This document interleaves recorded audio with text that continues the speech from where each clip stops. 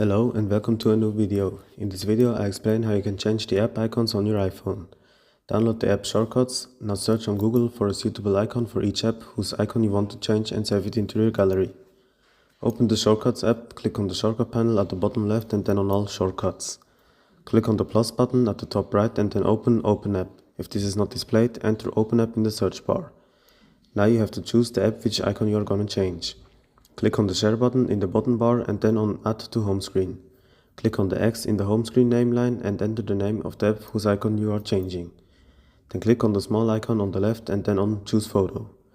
Now you can select the new icon that you have downloaded and adjust the size.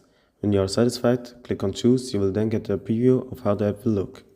If this is right for you, click on Add in the top right corner and the icon on your home screen should now have been adjusted. Have fun changing your icons and see you in the next video.